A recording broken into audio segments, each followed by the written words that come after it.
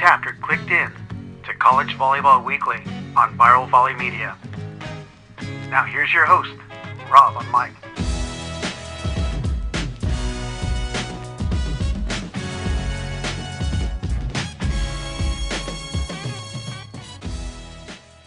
All right, good day, everyone, and welcome to, I believe it's episode 286 of College Volleyball Weekly Men's Top 20. And I know it's not the spring season, but let me introduce the guys on the screen. Theo Edwards of CSUN, Dan Friend of Lewis University, Jay Hosick of George Mason, and Brad Rostratter of UC San Diego. It's been a few months off. Some are just hanging out and being dads, watching their boys and girls kill it and play. Jay's been vacationing and golfing. Dan's been doing USA NTDP, and I'm sure he's on the beach playing that ball, beach ball. That's the darker side of Dan. And then Brad stumbling his way around parenthood.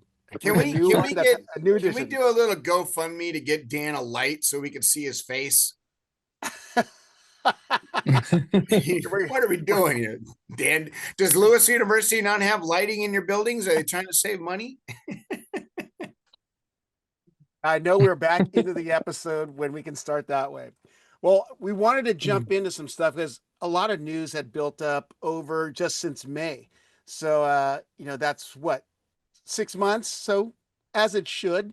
But let's start off with probably one of the topics that come out. Alan Knipe getting inducted into the AVCA Hall of Fame, four-time national champion as a coach, but wanted to get your guys' takes on this, of course, Al, but if you have anything else to say about the AVCA Hall of Fame inductees. And looks like, I'm going to go with Dan because he has all those AVCA plaques behind him right there. So I think it's fantastic. Alan's a phenomenal coach, has done a ton for boys volleyball, men's volleyball, and international, domestic, and couldn't think of a better representation of our sport to go into the AVCA Hall of Fame. And so just kudos to him and congratulations. I think I texted him right when I saw it. And so really excited for our sport to have somebody like that recognized. Yep. Go ahead, Theo. Yeah, I mean, what hasn't he done?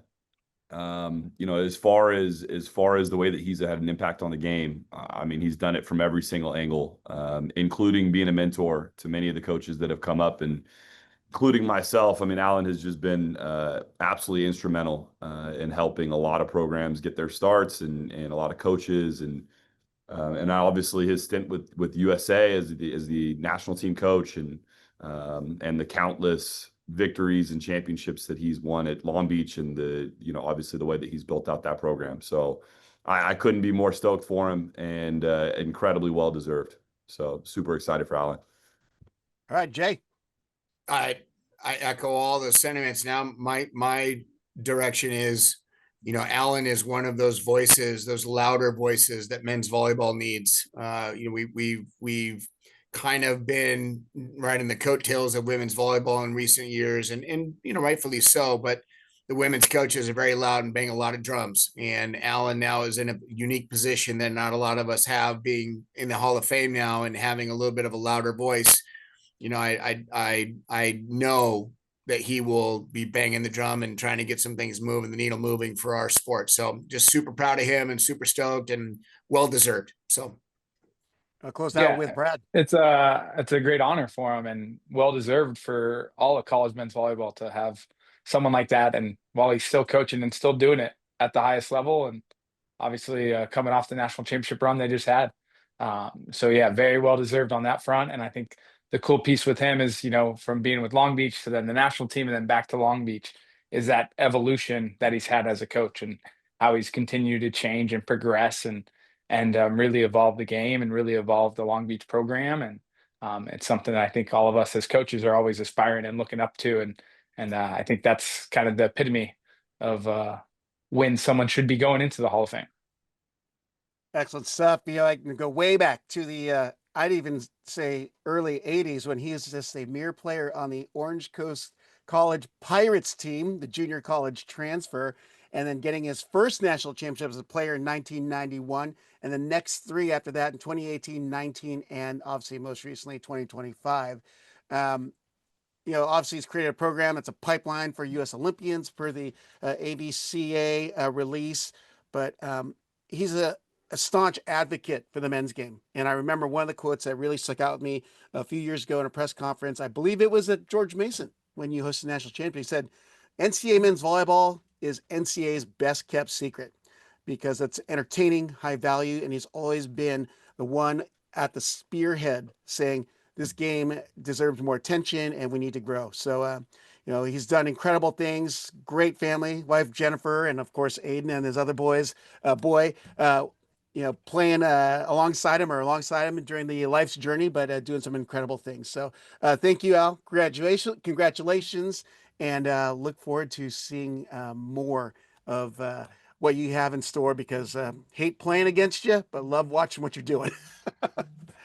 So with that, fitting to go to coaching changes this just in the last few months, because that could have been a topic on its own because of connections of everyone related to everyone that's been involved in the coaching changes. So I just start with, since on my screen, Theo's in the upper left. So I'm going to start with him, but he's very familiar with an Ali'i Keohohu, now the head coach at Menlo College. So let's start with Ali'i. Yeah, I mean, Ali'i and I go way back. We were teammates. Obviously, he's had a pretty impressive career in terms of what he did at Mount Olive and then his move to Loyola.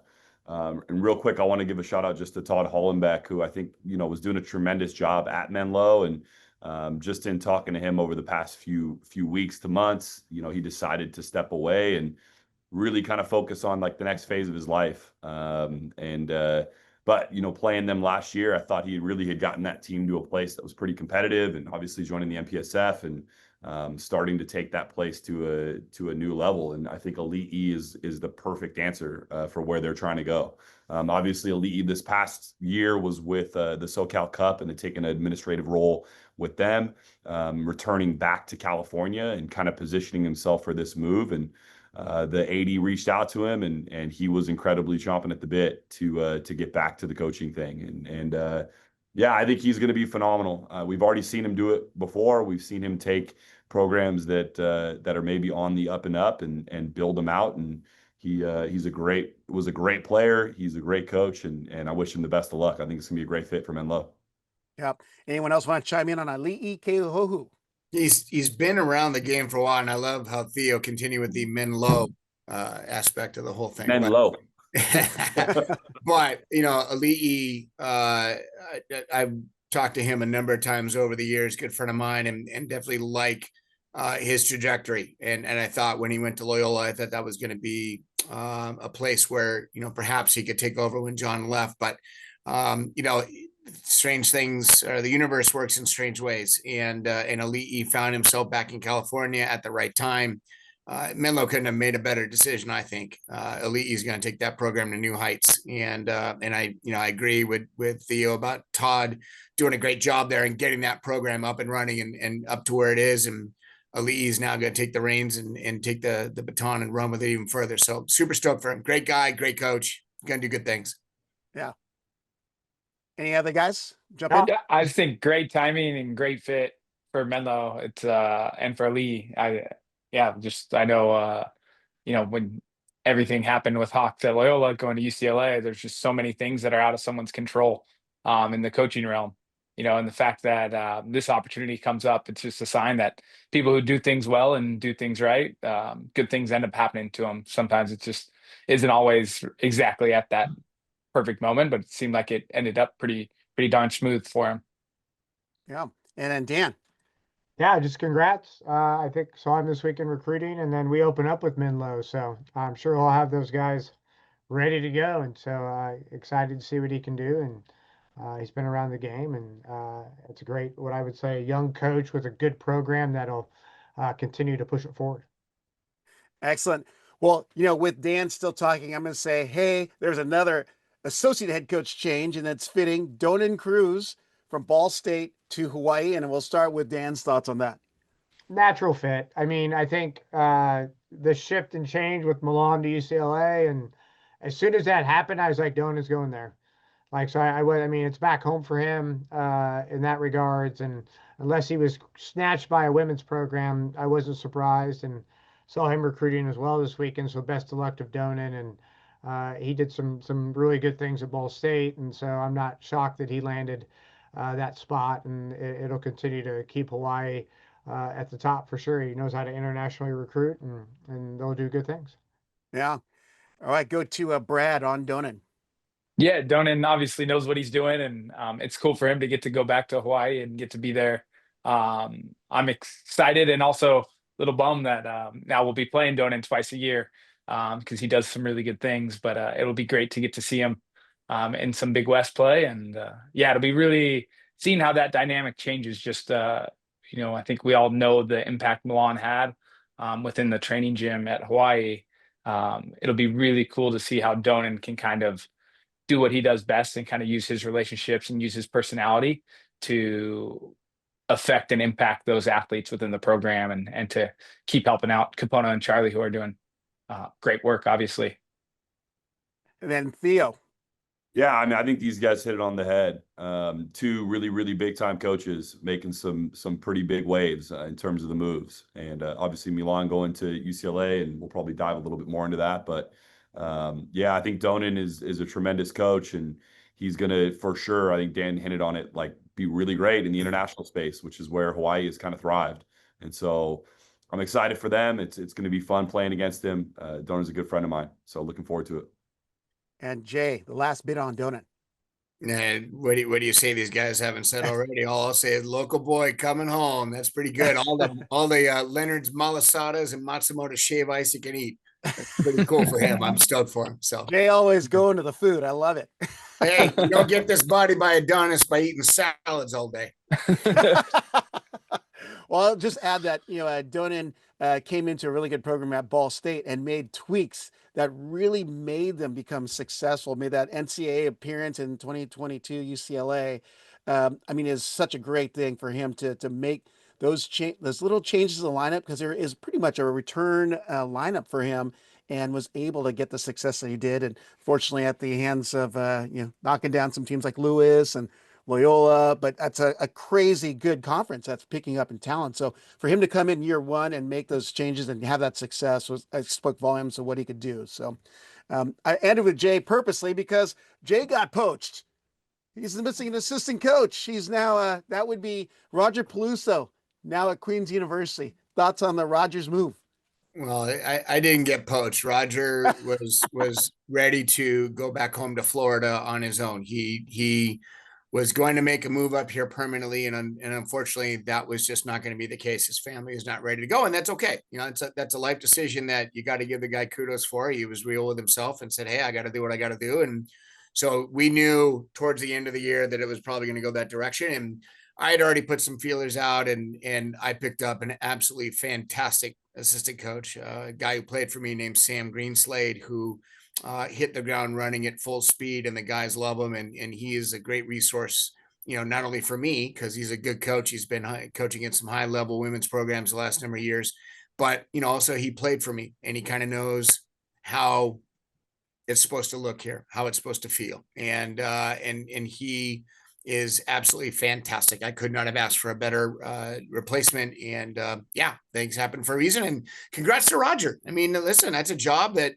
you would have thought there would have been some people with some more experience would have taken it for obvious reasons. And I guess for whatever reason, they chose not to. And, Roger's daughter plays there. She's on the women's team. And so that's a good fit. So Roger gets to spend some time now with his daughter. And, they got a guy that knows how to coach. And he's, this is his first head coaching job at the NCAA level. He was a head coach for NAI program for a year or two. And so now he's getting a chance to see what it's like on this level. And, we've talked a little bit since he got the job and trying to help him out any way I can, but, I'm sure Roger will do a good job. I'm sure Queens is happy to have him there. And I know the guys will love him. So congrats to Roger.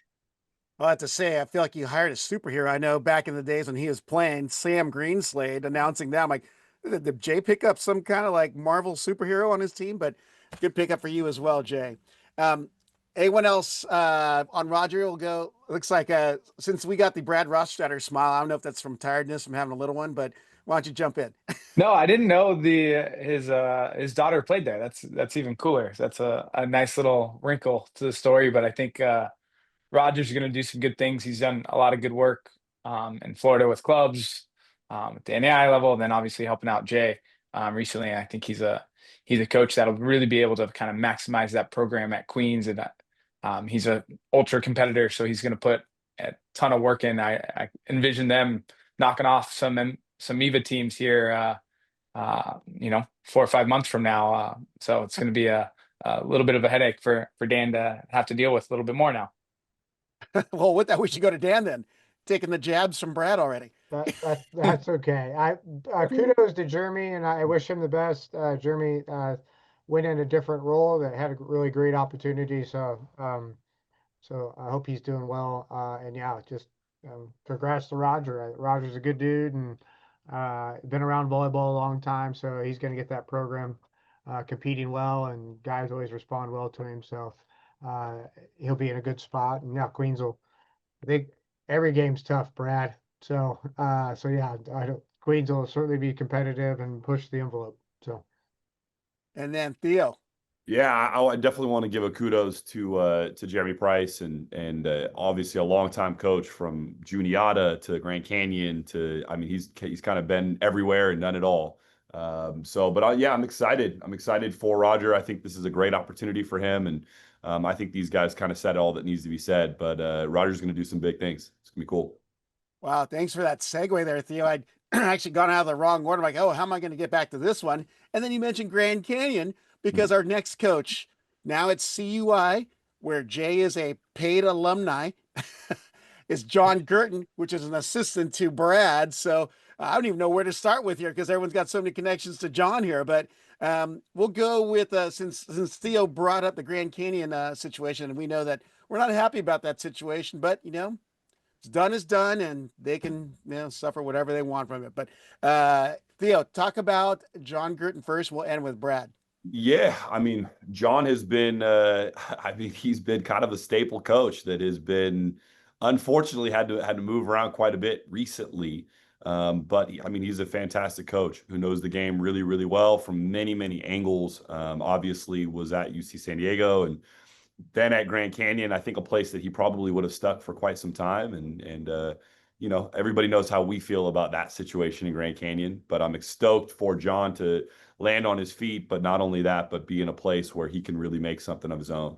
I think men's volleyball in general has really been able to capitalize on the lack of opportunities and some really, really impressive coaches falling into some great spots. And so I'm stoked for CUI. I think it's going to be big time for Concordia in terms of where they're headed. But yeah, kudos and good luck to John Girton. All right, over to Jay. Yeah, no, what do you say about a guy who picked up and moved and then all of a sudden is left without a job again? And I think everybody thought he was going to be the front runner for the job when Matt left. And now all of a sudden, he's without a program. It's not even not without a job. He's without a program. So kudos to him to be able to bounce out and find a good landing spot. And I hope CUI invests some money in that program that they should, because they can be really good, really fast. Yeah. Over to Dan. Yeah, I just saw him, and I think excited for him and excited that he landed in a great spot. And I think it's great for that program and those guys. And I think he's gonna.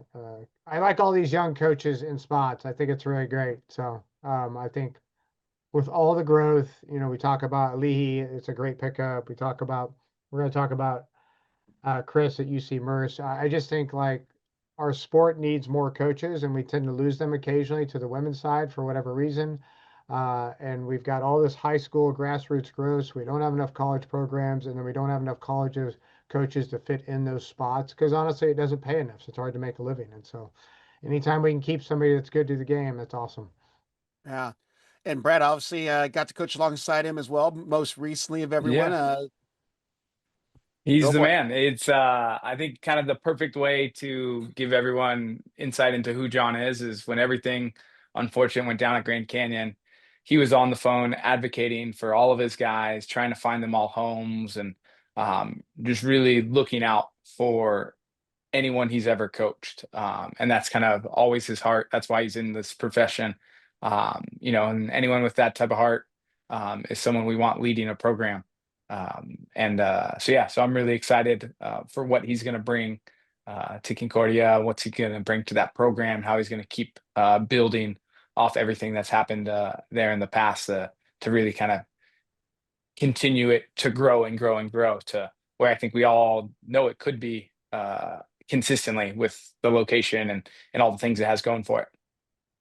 Excellent. Well, this next associate head coach, I think just from the last few months, seeing the comments and the response, has to be one of the most well-loved people in the men's side, if not the entire game of volleyball. And that would be Milan Zarkovic, going from Hawaii to UCLA as an associate, because I got to run into him in early October. But I'll let you guys talk about that move from Milan over to UCLA. And do we go the non-Big West here? Since let's go with Dan on Milan first. I think you're right in the sense of like everybody loves Milan, but I mean, the guy comes up, has the biggest smile, and gives everybody a hug all the time. So how can you not love the guy? You know what I mean? we need more positive in this world anyway. So he brings that around him all the time, and that's not talking about probably his mind and IQ and how he sees the game and how he reaches kids, which is probably one of the few guys I think that does it at the level that he does it at, you know, in that sense. And but yeah, I mean, ultimately the moves makes UCLA better for sure because the guy's great in the gym. Congrats to him. I know his wife is still back teaching in Hawaii. So there's certainly a family dynamic there a little bit, but I think Milan's chasing that continual journey of becoming a better coach of volleyball. And so I'm not surprised with the move and where he's heading and what he's doing. All right, let's go over to Theo. Yeah, I mean, if you look historically, UCLA has struggled in many areas. So getting a guy like Milan is really going to close the gap. No, in all honesty, this is big time. UCLA is a tremendous program. They've done a phenomenal job. I think Milan makes them better, and being able to say that is pretty crazy because he's an incredible coach. I think UCLA historically has had a couple of pretty top tier internationals, but not necessarily the best of the best. And I think Hawaii has been known for that. And so Milan brings an ability to garner a culture that's going to be really tight and bring that group together, but also potentially start to lead in recruiting spaces that UCLA has not historically led in. And so it's going to be pretty cool, I think, for that program and really for men's volleyball. Milan's phenomenal. And to Dan's point, you can't hate the guy. I mean, as tough as a competitor as we all are, he's probably one of the most loved coaches in the game. Yeah. Jay. What's the old phrase? If you can't beat them, join them. So, Hawks took a little page out of that playbook. Yeah, here's the perspective I'll get from this that might be a little bit of a different take. You know, when you were a head coach back in the day, and Dan and I are the professed dinosaurs on this thing, we did everything. We did recruiting, we did scheduling, we did, hotels, we did buses, we did everything. And, that's a lot on your plate. And, you put on top of that coaching and you put on top of that, fundraising and all these other things. It's a lot to do. And all of us on this screen know when you have a good assistant coach that could take some of that stuff off your plate, it really allows you to focus your energies in other places where it needs to be. And in today's game, today's day and age, being a head coach is not really about all of those little things anymore. It's about going out and fundraising and finding the right people to be a part of your program and taking care of the periphery. When you could bring somebody onto your staff, they could take a major chunk off, like running practices effectively and getting the guys ready to go for matches. John just gave himself a lot of extra time and energy that he can now devote to the things that really matter in today's game. So super stoked for those guys. They're going to be loving it. And kudos to Milan for making that switch, because I bet it's pretty tough to leave Hawaii. It's probably a pretty nice place to live, if you ask me. Well, I probably need to mention also that he also picked up Alex Knight at UCLA as an assistant. So local product, very well loved and respected as well, but definitely on the younger side of things. But it's going to be a great dynamic with Hawks, Milan, and now Alex. And then Lindsay is going to still be there as well. But Brad, finish it out about Milan. Yeah, no, I think these guys hit and covered a ton of the aspects that Milan brings to the program. I think for Southern California volleyball, it's huge. You saw the impact and the love the Hawaiian volleyball community had for Milan, and they just saw the love and care and passion he had for the sport, he had for the athletes in the program.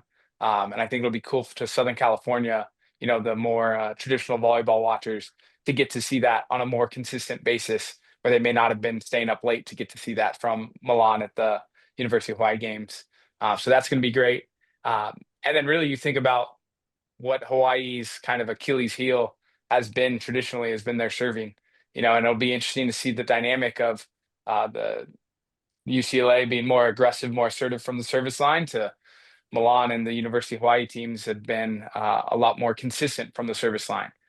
So seeing how that grows and develops for that program and for their kind of philosophies as servers is something that I'm really intrigued to see how that kind of settles in over time.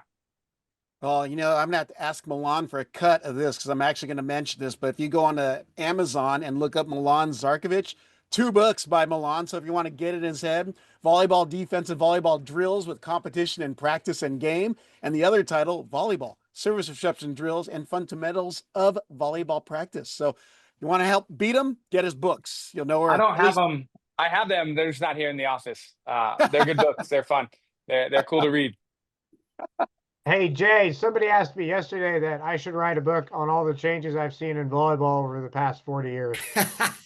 And I said, nope, not right now. Too much faded. So we could co-write it, Dan. We can make it twice as thick and make twice as much money. I'd be more than happy to do that with you. Yeah. So I'd buy a copy, fellas. I'd buy one. Nice. We already got one sale. We've already made $3 a piece. There you go. Well, there's another updated coach, and that's at UC Merced. New team now to the MPSF, which is one of our subtopics here. But Chris Carter, don't know a whole bunch about him, but a local product and has been known in the game. But I wanted to get your thoughts on UC Merced and Jessup officially moving into the MPSF for the 2026 season. And anything you know about Chris Carter for the UC Merced Bobcats. First, congrats to Chris. I mean, he's worked with Charlie at Springfield. So, and we all know Charlie's got a phenomenal mind at Springfield. And so I'm sure he's going to take some things that he's learned there and been around the game and point them in the right direction for sure. And so congrats to him. As a fellow UC graduate, also known as the Ivy League of the West Coast, I can obviously tell you UC Merced, hey, kudos to you guys for starting a men's program and maybe giving a little blueprint to my banana slugs up at UC Santa Cruz. If they went D2, it might be pretty cool to have them on the team up in that direction. But, Jessup and Merced, welcome. Welcome to the party because it's going to get fun. So super stoked for them. Anyone else? Yeah, I know Charlie's kind of pumping out a bunch of young head coaches who are going out and helping elevate some programs. So yeah, Chris, he came from Pulse Volleyball Clubs where he was coaching a ton before headed out to Springfield to work with Charlie. And yeah, I'm really excited for them, for the program. Merced's a cool little spot. They used to be an NAI school. So getting up there and getting to play, it's a really cool, beautiful campus, so much acreage and lots of cool open plains all around. So it's and being able to tap into the UC education system and pair that up, I think they're posed to be able to bring in some players that are going to have some big impacts, and Chris is going to do a good job recruiting and bringing guys in who are going to be able to help right away. Yeah. I think as far as products of Charlie Sullivan, I mean, you look at a guy like Kevin Birch, who spent a lot of time with Charlie, and obviously now is at Ohio State and has done tremendous things there. If Chris is half as good as Kevin, I think that UC Merced is off to a great start in terms of hiring him. So yeah, stoked for him. And I think Jessup moving into the MPSF is exactly what needed to happen.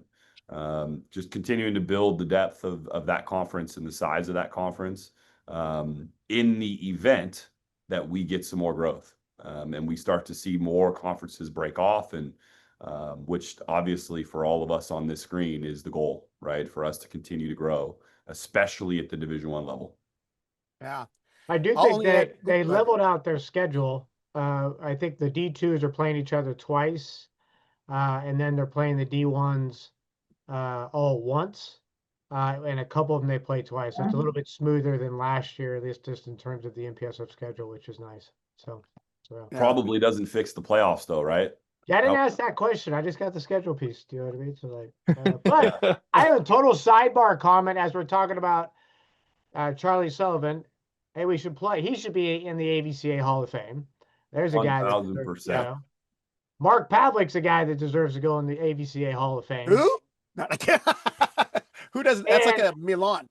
And John Sproul are all guys that I'm just throwing names out there. I don't know how they totally get there, but all names that should all be in there at some point. You know what I mean? So Yeah. Well, I wanted to add about Chris. I mean, you look at the combination of having access to a University of California education, but they've Ivy also League of the West Coast. That's right. Well, but he's also a very local product. He coached at University High School in the perfect city of Urbana, otherwise known as Irvine. And he also coached at Westcliff, which is also part of Urbana, the other perfect northern part of Irvine, but also got his degree from Cal State Fullerton, then headed out to Springfield and then University of Albany. So, it's a great vision on the athletic department at Merced, seeing his experience, but also combining the ability that, you have the draw of a UC program to bring athletes in. So, great strategic hire for UC Merced. So I just wanted to add that. Anything else on any other coaches? Because like I said, this all came down pretty quickly in the last few months of the coaching changes. I mean, there's some assistants that shifted, like Lincoln Memorials. Like they went to Ball State. The Barry coach went to Ball State. I don't know who's at Lincoln Memorial. Does anybody know who's at Lincoln Memorial? The names escape me right now, but he was the assistant. He just got elevated to the head coach. Yeah, so I knew there was a couple of those shifts. So yeah. Is one of your former boys now the head coach at Ball State, Dan? Dolo, yeah. Mike Indolo's the head coach as of right now. So I forgot to mention him. So might as well talk about Mike then, now at Ball State. Anyone want to jump in? Well, Mike's awesome. I hope they make it full time. They put the intern tag on him, and so I hope he's got a staff, he's got a good group, and I mean I love Mike, and so I hope it all works. And Ball State kind of gives him the nod here in the next couple months versus wait until the end of the year, so he's just a little bit more stable. But I think it's a good opportunity for him. He was at Charleston for a few years and did some nice things there, and so yeah. Yeah. Well, unless there's anything else, I was going to jump to the next topic because we're kind of on a tight schedule this morning. But anything else on coaching changes? We hired a new assistant coach. He was the head coach of Missouri Valley, Noah Cotterman. So another NAIA head coach coming over to help out on the NCAA level. So love the NAIA guys that have to do everything to make the programs work, and then get to come here and focus a little bit more on some of the volleyball stuff. Brad's finally fully I got staffed. a new assistant too, since Jay pumped his and Brad pumped his. So I got Kirschner is doing baby daddy stuff, and so we hired Jake Walinga, who was on the 19 Final Four team and the 15 runner-up team. So we're stoked to have him back in the gym. So good hires, nice movement. Yeah. So. I didn't get to mention this with Milan, but we're talking about his influence in the game, and I don't know if any of you are aware, but the United States hasn't hosted an international beach volleyball event since 2018, I believe it was. So I'm at the event, the Newport Beach Elite 16, and who's in the crowd? Just with the normal folk, Milan. And he was there watching a former University of Hawaii middle blocker by the name of Hendrik Moll. And but the thing is, Milan was courtside. It seemed like almost every international player knew Milan there. They're all coming over to say hello to him, and everyone's like, "Who's this guy?" I'm like, "How do you not know who Milan Zarkovic is?" Hey, screw the international beach game. How about the old man game with St. John Smith and all the old timers out there, Dodd and Hovland and Obradovich and all that was a lot of fun to watch. The heckling, they should have had them all mic'd up. Would have been phenomenal. They'd been on courtside for that. It would be great. So I just wanted to add that, but so I posed a question on Volley Talk. I'm like, well, there's so many things you can talk about, and I knew we had this time, but I think one of the ones that had the most run on Volley Talk was the question about the big news, the NCAA tournament expanding to 12 teams and what that format would look like. I thought I'd mention it here. And firstly, yes, as Dre's clapping, excellent news for sure. Now there are people that, we need to go to 16, but man, I'm just happy to go to 12.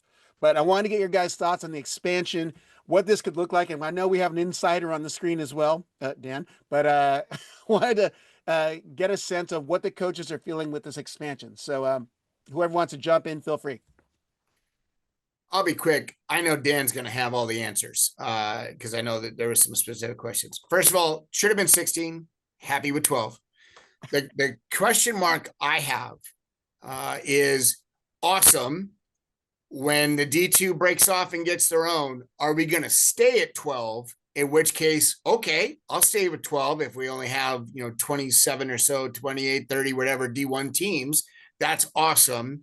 And if it doesn't, I hope we don't drop back down to 4. I hope it stays at a high number to give some more at larges. But super stoked that they're making it happen, and it's definitely now we're going to have even more discussions about so and so's team being left out on the lurch. But because it happens every year, regardless of how good the teams are that get in. But it's awesome that we're expanding. Yeah, Dan, go ahead, man. What do you want to know? Do you want to know how? Well, here I'll pose a question your way. Pose a question. Here comes politics. Okay, Dan. All right. Can I ask you this though? Because there's one that I was trying to find the answer for. Yeah. Does the ECC automatically get the bid this next year? Because No. I know there may have been a shortage of teams in No. their conference. Okay. No. So it's The still going to be. The NEC is the one that was last year that was added. They still have their bid. So you've got, what is it, 7 tournament and then 5 at large. So Yeah. So that's what it's going to be. 7, these 7 automatics, Big Yep. West, Conference Carolinas, EIVA, MEVA, MPSF, NEC, and SIAC. Yep. And then, of course, the other question came about was ECC, which you've answered, but then the GLVC, which is mentioned because that's been buzzing around in the circles. Yeah, I as mean, well. they're starting this year, but they got to establish themselves for 2 or 3 years. And so, and honestly, Jim Namovich, who's the commissioner of the GLVC, he's the one that's probably going to push the D2 thing. But the D2 thing is a minimum of 3 to 5 years, just so you understand the scope of where that's at. You know We're what I mean? hearing it's 29 for sure. Yeah, 29. you can't hear anything for sure because I'm on a committee that they haven't even done the proposal yet. Then I need to have you talk to the person that told me, and this person is, I'd say, pretty well inside. Not this whole Terry, thing. not Terry Grob, who's in charge of Division 2.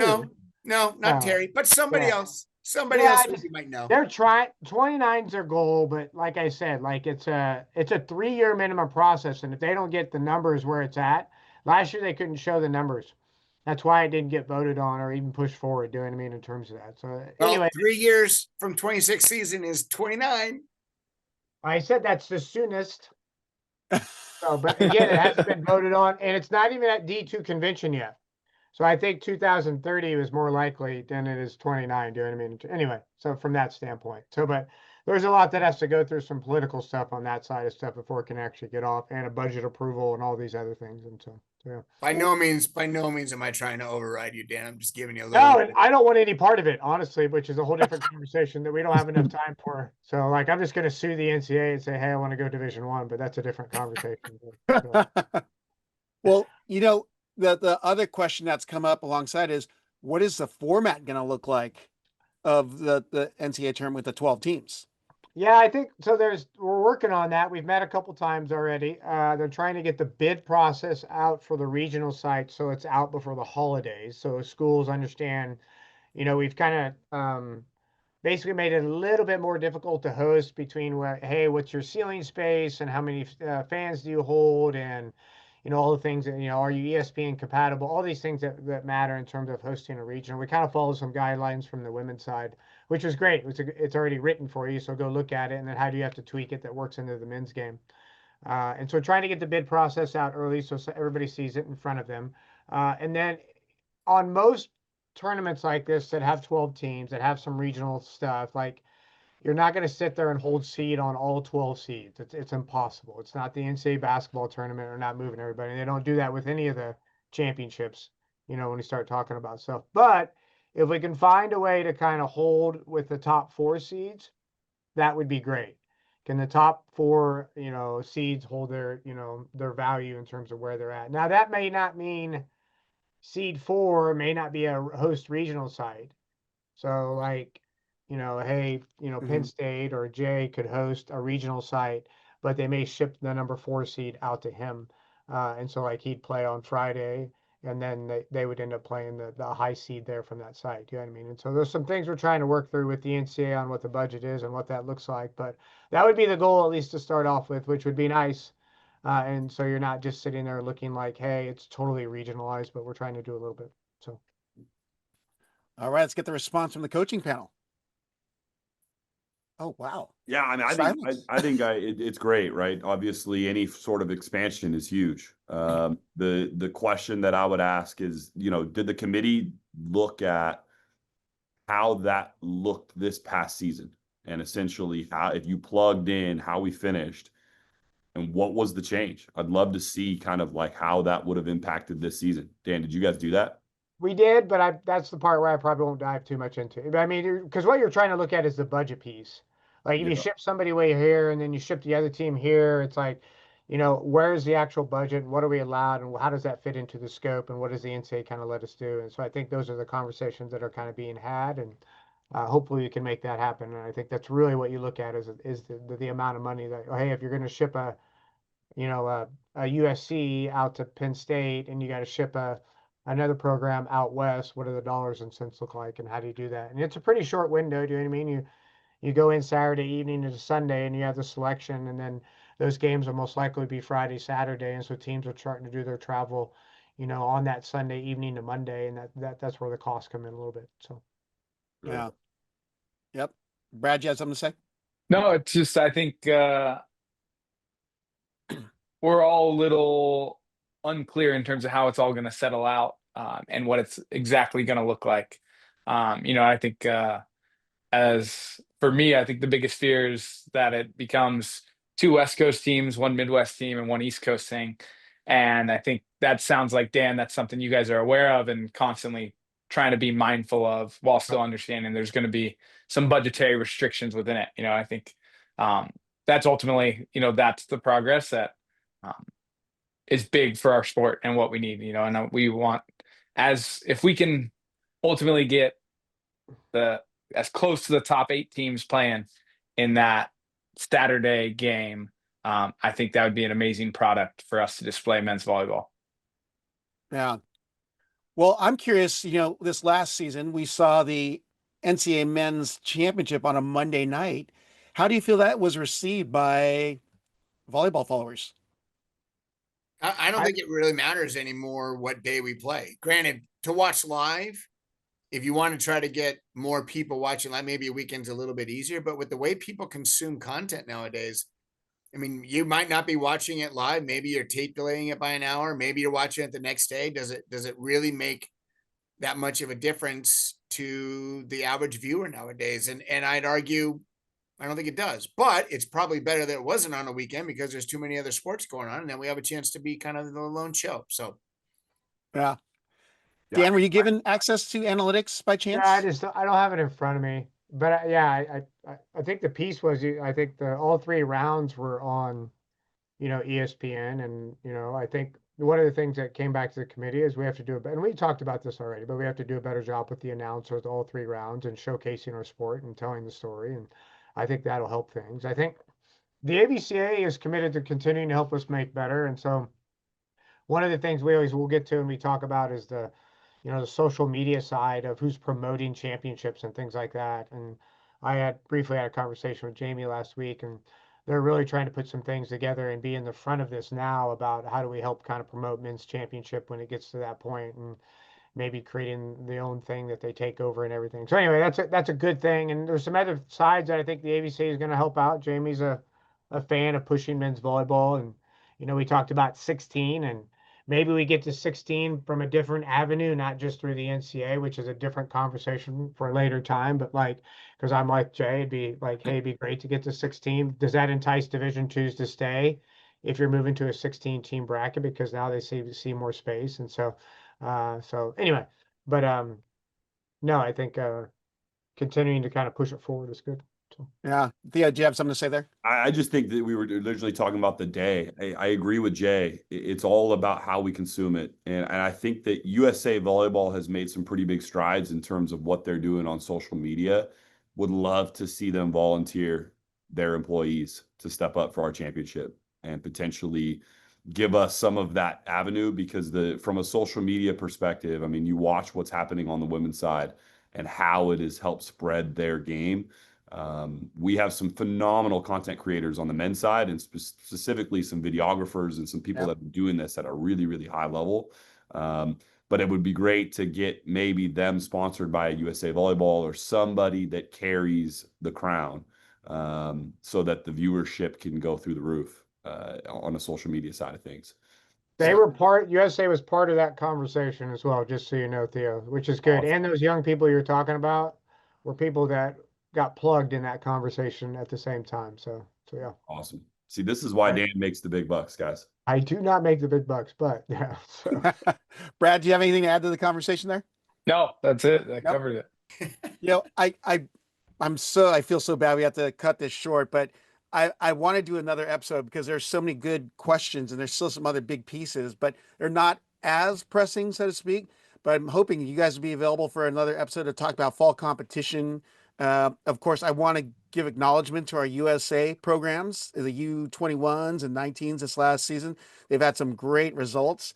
I just wanted to end with this short piece. You know, one of the things that the MPSF is doing this year is they're going to try and jump on the Big Ten Media Day type opportunity for men's volleyball. So they put out, they're going to do a all-day media day at a local hotel and host all the MPSF coaches and an athlete and do this media day. Big West does their preview show.